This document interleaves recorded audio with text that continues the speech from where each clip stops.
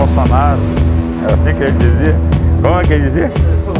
Genocida, genocida. É uma figura, né?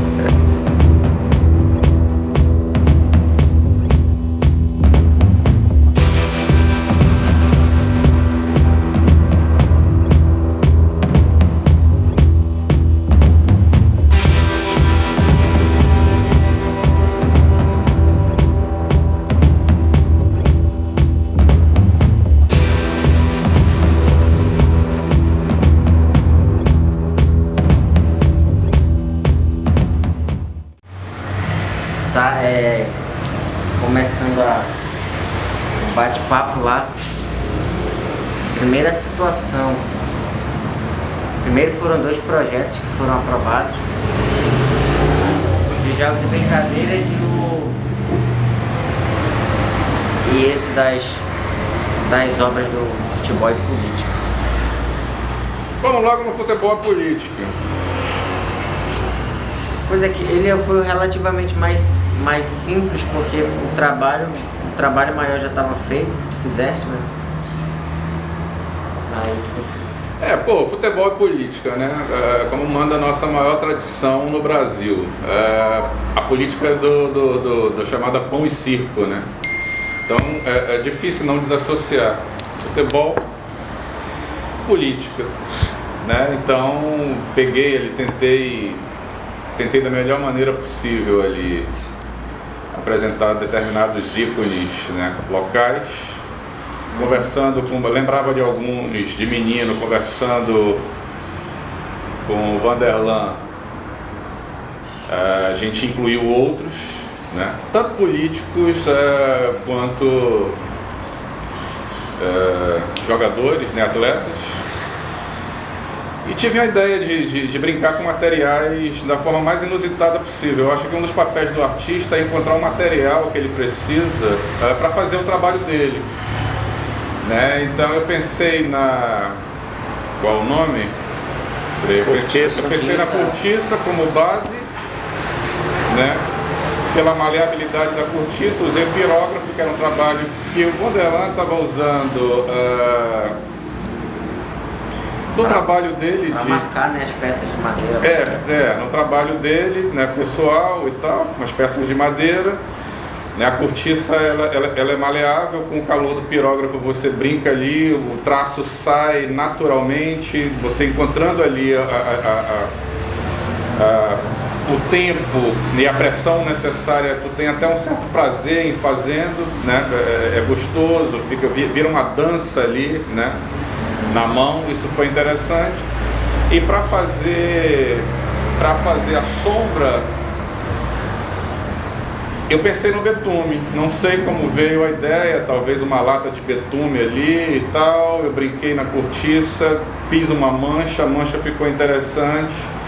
Então, cortiça, pirógrafo e betume. Eu acho que, até por influência aí desse trabalho mais primitivo, mais visceral, mais orgânico, né, que o Barba estava fazendo, né, o Vanderlan estava fazendo, eu acho que foi mais ou menos essa a ideia do política e futebol. A parte boa foi que complementou legal o teu trabalho junto com o trabalho de pesquisa que a gente fez. A gente usou o livro do Antonati. Do Antonati, e o do futebol foi o Baú Velho. O futebol foi o Baú Velho do Carlos Zamit. Carlos Zamit, né? E, porra, essa foi a parte que ficou mais legal, porque teve esse resgate. Falaste bem. Eu acho que a ideia era um resgate, independente aí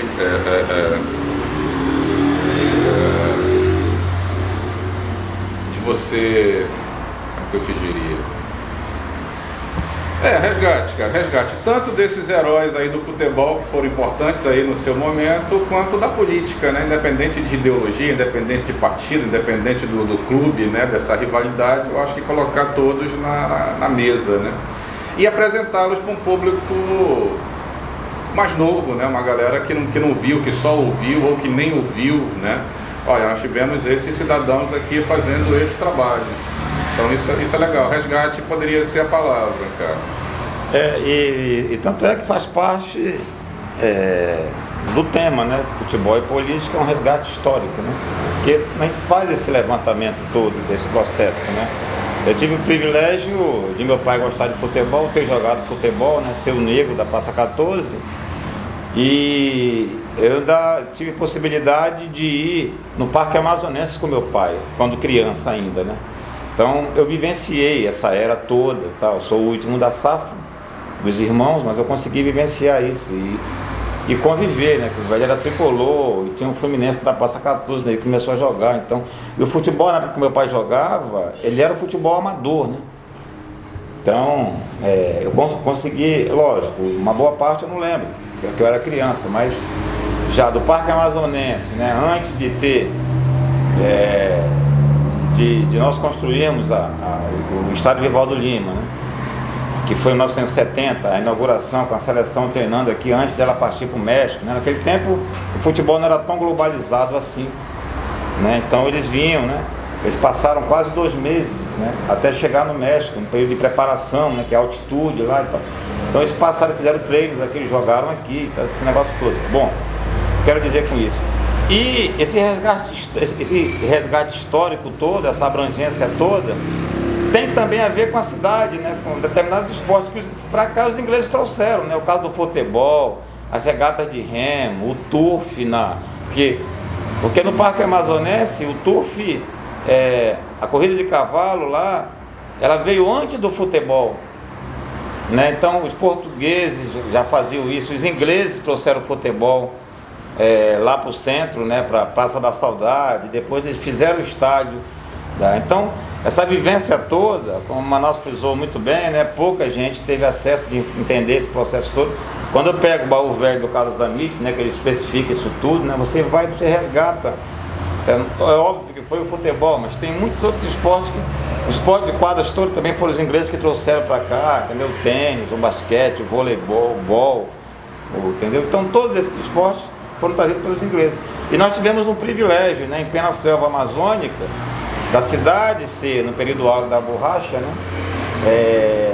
E os ingleses, eles não só aqui, mas também com companhias ferroviárias, né? O caso de Argentina, o caso de Uruguai, entendeu? Eles foram levando o futebol, né? E tanto o Baú Velho frisa isso muito bem, como meu pai falava muito bem, porque meu pai pegou o bonde ainda. Então na época lá, eles jogavam depois dos ingleses lá na Praça da Saudade, né? Até quando escurecia eles jogavam, porque os ingleses deixavam a bola para eles jogarem lá, que ali onde é a Praça da Saudade, na frente do Rio Negro, ali eles guardavam os caminhões e tal, que faziam parte do processo da construção da cidade de Manaus, né?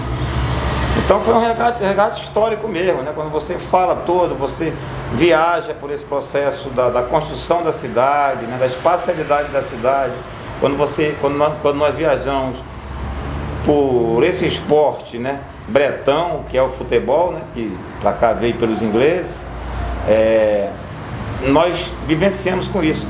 E esse processo do grande engajamento das políticas públicas voltado para esse processo, né? Isso lá de trás também, tá? O político também já se privilegiava disso, né? Aproveitava esse ensejo para se autopromover, para se candidatar, consequentemente se eleger, né? E os exemplos eu cito aí nos áudios, né? Foram inúmeros, tá? Inúmeros políticos, né? Que tanto no futebol amador como profissional, se é que nós podemos chamar isso de profissional hoje em dia, né? Então, essa viagem foi um resgate histórico mesmo da cidade de Manaus. Pois é, e agora que a gente está praticamente finalizando, né? Qual deveria ser a sensação de dever cumprido? Sei lá, se a gente... Também não sei como é que foi a gente ainda não sabe hoje qual foi o alcance, né, desse material que a gente produziu. Sei que agora a gente tem que finalizar aqueles 3 quadros, a gente fez uma moldura, alguns já tinham, né? Aí os outros a gente colocou mais outros, mais ripinhas. Aí vai fazer a entrega lá para a secretaria. E a ideia é fazer parte da Pinacoteca, é isso? Do Estado, onde quer que eles queiram? A gente vai ceder para eles aí, eles que vão vão decidir o que vai... Porque fazia parte da sistemática do projeto, né? Como Tomara que cuidem, né? Iremos integrar. Tem que cuidar. Agora, indo pro outro, já tem a ver mais com a área da educação física, né? Com recreação e lazer. Foi esse projeto que acho que talvez o alcance tenha sido maior. Eu acredito que a gente deve ter alcançado mais de 3 mil pessoas. Com certeza, que participaram efetivamente. O que tu, Kelson, tu pode abrir a conversa sobre esse outro projeto? Bom, as ações que nós fizemos em cima do projeto de jogos tradicionais com esse implemento amazônico, né? Resgatando também os jogos tradicionais e levando para os espaços públicos.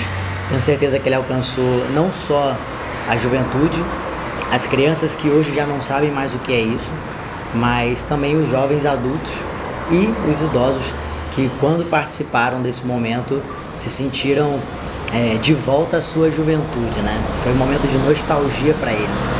E a gente tem vários relatos e fotos, registros de idosos brincando com biboquê, brincando com boliche, confeccionado com cipó, com material todo amazônico, tem bola de látex.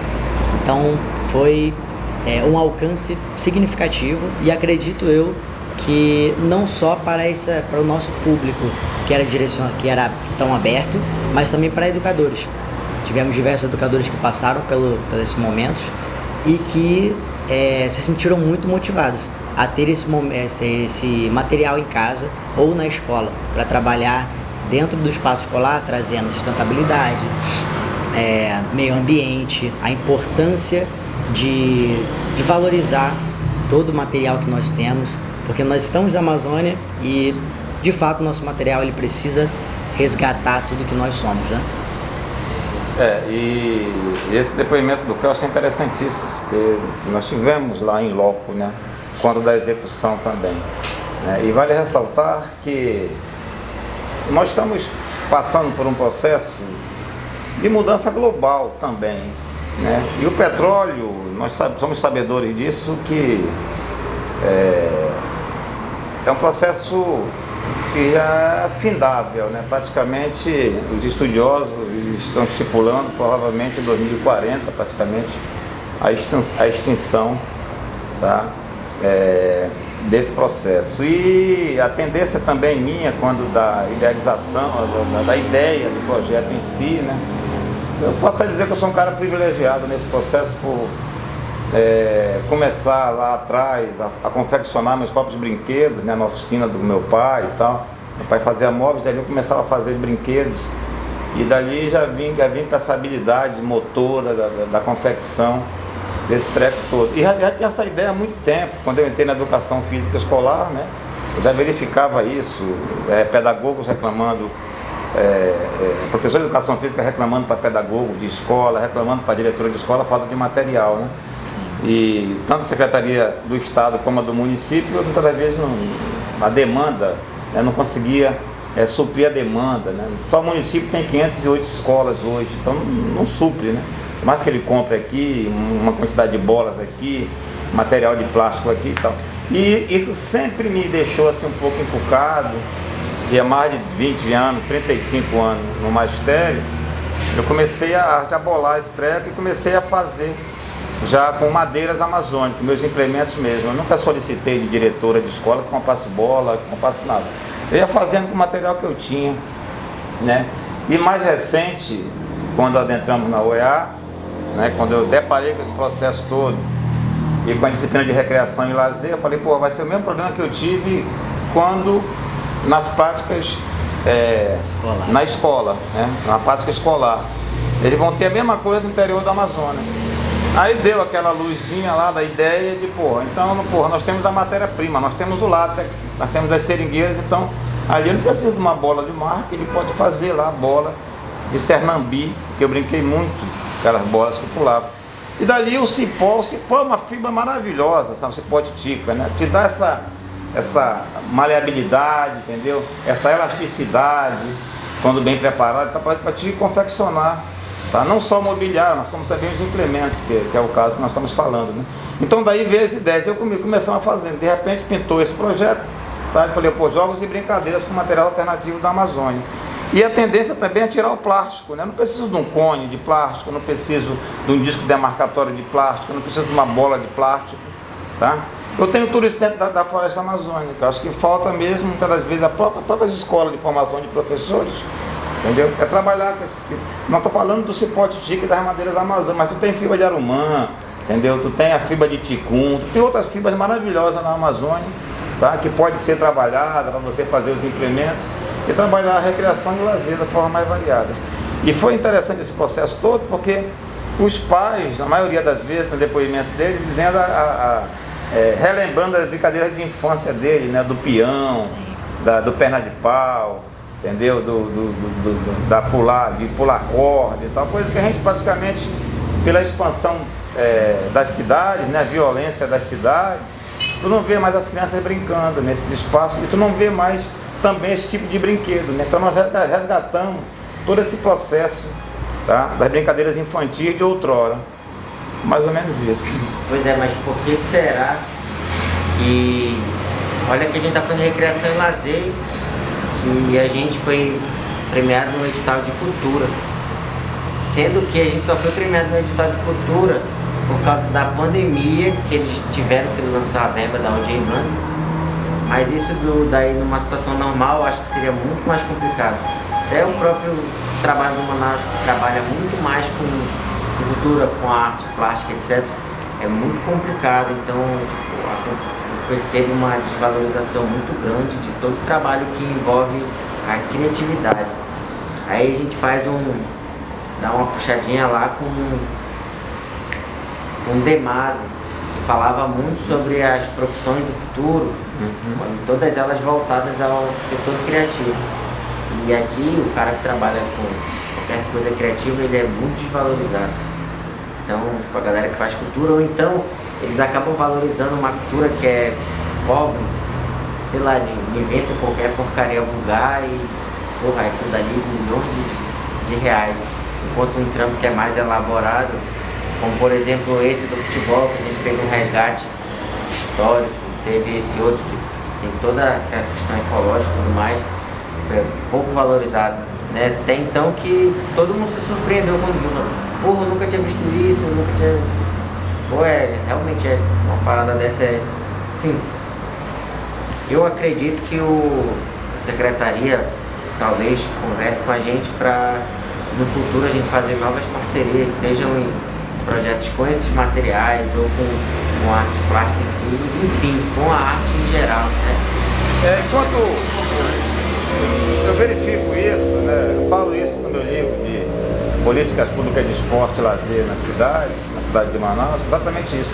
Enquanto o homem público ele não entender os conteúdos do lazer, e dentro dos conteúdos do lazer, entendeu? Estão as artes plásticas, né, os trabalhos manuais, entendeu? Os físico-desportivos, os sociais, os turísticos e tal. Enquanto ele não, essa pasta da secretaria, cultura não geral, trabalhar, exatamente, geral, não trabalhar esses conteúdos, né, como outros estados já estão trabalhando, né, nós vamos ficar à mercê, entendeu, de muitos secretários curiosos, né? Infelizmente é assim que acontece, entendeu? Poderia muito bem, dentro desse leque, tá, dos 7 conteúdos do lazer, tá, abranger todo mundo, abranger as artes plásticas, abranger as artes manuais, os trabalhos manuais, o físico-desportivo, os turísticos, os sociais. Então, mas nós trabalhamos isso por partes, né? E muito pouco, alguns, quase a secretaria não trabalha, né? Então, a população ela fica alijada desse processo mesmo, ela fica fora desse processo, muitas das vezes, né? Ou então uma classe mais favorecida, uma classe média alta, se é que assim podemos chamar, que é privilegiada nesse processo, né? Outras não são, né? Então nós conhecer esse processo todo, conhecer esses conteúdos, Domênico De Masi, Geoffrey Dumazedier, grandes estudiosos do lazer, batem nessa mesma tecla. Nelson Carvalho Marcelino, do qual eu comungo também, entendeu? Fala exatamente disso. A secretaria tem que trabalhar com essa visão, né? Que é uma visão ampla desse processo, de todos os conteúdos do lazer. Nós não conseguimos trabalhar isso ainda, né? Infelizmente, né? Sim. Sem contar as brigas de ego, né, existentes dentro, né? Sem contar o não preparo, muitas das vezes, desses profissionais, né? Que a leitura era muito importante, entendeu? Tu entender, tu dialogar com os autores, entendeu? Entender esse processo como um todo. Cada vez eles ficam fechados naquele mundinho deles, achando que eles são donos da verdade. E não é muito ampla, né? A cultura ela é muito ampla, né? Você não consegue ter uma definição pura da cultura, né? Quando você pega determinados autores, eles vão... Tá? É um negócio muito amplo, né? Abrange muita coisa, abrange teu cabedal de conhecimento, tuas raízes, como tu viveu, o que tu leu, o que tu escreveu, entendeu? O que tu viu, o que tu viste, entendeu? O filme que tu assistiu. Então, é uma amplitude de embasamento que vai te dar esse cabedal de conhecimento. Muito amplo. A gente volta para o início, né? Política de pão e circo, né? Sim. Enquanto não mudar e não mudou, a gente vai sofrer, né? Esse tipo de ataque, né? Para mim é um ataque, né? Para mim é um absurdo, como o Vanderlan colocou aí, curiosos, né? É o que sempre tivemos, né? Curiosos nas suas respectivas secretarias, né? Você não soma mais com uma informação que você tem, né? É alguém que te convida, é um conchavo político, é alguma história do gênero, então a gente fecha aí com a política de pão e circo do início da nossa mesa quadrada. A gente não pode esquecer que esse tema que traz esses materiais amazônicos é um trabalho muito forte para a economia criativa e que ele tem que ser abordado, né? Não só na nossa mesa, mas também para os futuros projetos, porque tem um imenso valor e pode ser muito bem explorado por conta de todo esse material que nós temos e do conhecimento que pode ser compartilhado, né? Tanto através de propostas como através de parceria. Então, obviamente, assim como estamos à disposição, também seria importante explorarmos e eles explorarem mais essa pegada, né? Até porque, tipo, o artista, sei lá, o artista, o artesão, ele não vive da arte, ele precisa ser bem remunerado. Exato. E a gente vê aí a galera que trabalha com artesanato tem que vender essas peças a preço de banana. E isso daí não dá para sobreviver. E os próprios artistas vender seus serviços a um valor menor. E a oportunidade que eles têm talvez sejam nesses editais que fornecem um valor maior. E talvez seja a primeira e a única oportunidade que ele vai ter. Agora a gente vai ter talvez esse segundo edital agora estilo Aldir Blanc, que vai ser Paulo Gustavo. Sim. Talvez as pessoas tenham mais uma oportunidade de propor esses tipos de projetos culturais.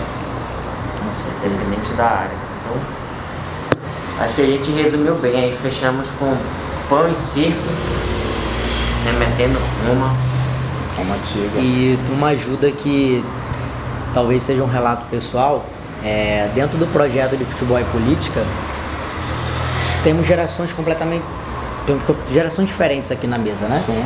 Gerações onde, por exemplo, eu cheguei a ver o Vivaldo Lima, mas não consegui entrar. Na época eu tinha meus 8, 10 anos e 4 anos depois teve todo aquele reboliço por conta da Copa do Mundo. Então foi destruído o Vivaldo Lima para a construção da Arena da Amazônia, né? Então eu não tive o prazer de conhecer aquele espaço, que era um espaço histórico e que aconteceu diversos marcos, acredito eu, do futebol e da política, né? Porque, como vocês mesmos falaram, é extremamente conectado por conta da política do Pão e Circo.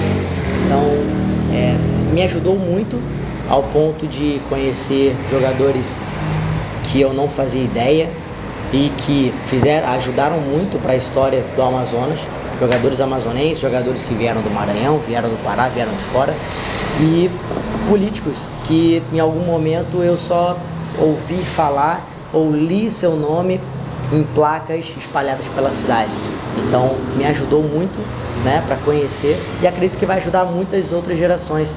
Eu comentei no início, né? Só ouviu falar quem Exatamente. é esse cara, é o nome de uma rua, né? Não é fez algo interessante, não fez, exato. entendeu? Mas quem é o cara? Então, nesse sentido, foi bem bacana aí essa questão toda do resgate, né? Dos dois lados da moeda ali. Eu acho que o povo que desconhece suas raízes, ele é incapaz de seguir em frente. Eu acho que é É importante. capaz de entender o que está por vir, né? O povo sem história é um povo sem memória, né? O Celso usou muito bem aí o antigo Vivaldo Lima, né? Que foi um projeto do Severiano no aeroporto, né?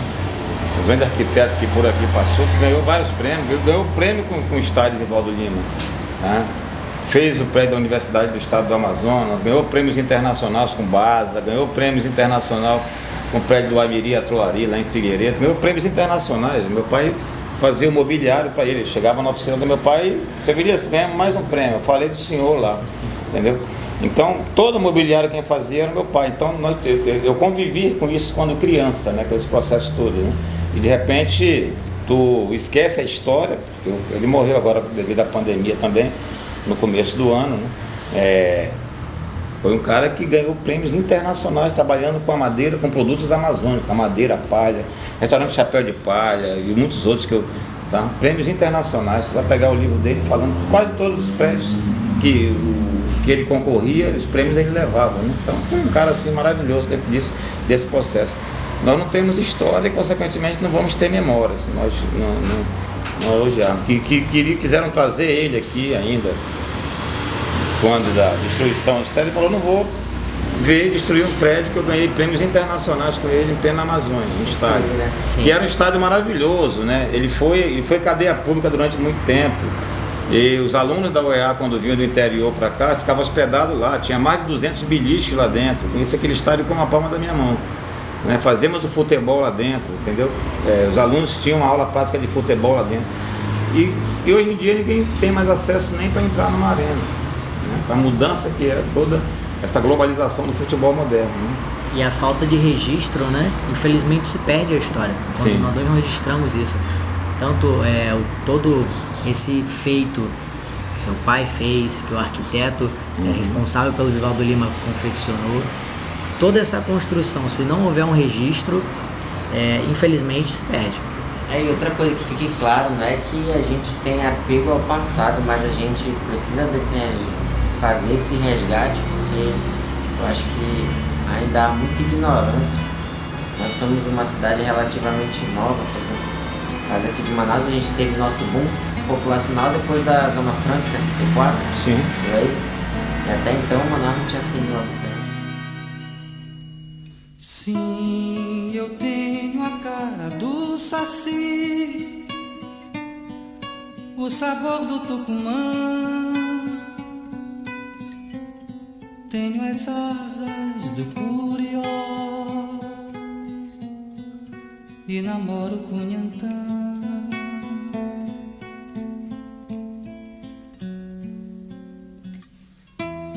Tenho o cheiro do patiçuli e o gosto do tapereba.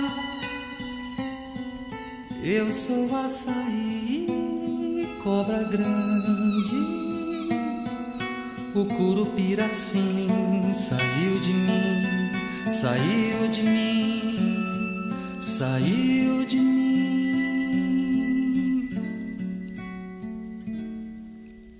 Sei cantar o taco, o carimbó, o siriá e do lundu. Um caboclo lá de Cametá e um índio do Xingu. Tenho a força do Muiraquitã, sou pipira das manhãs,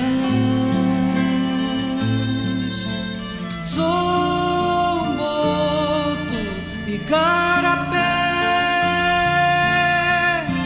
sou Rio Negro e Tocantins.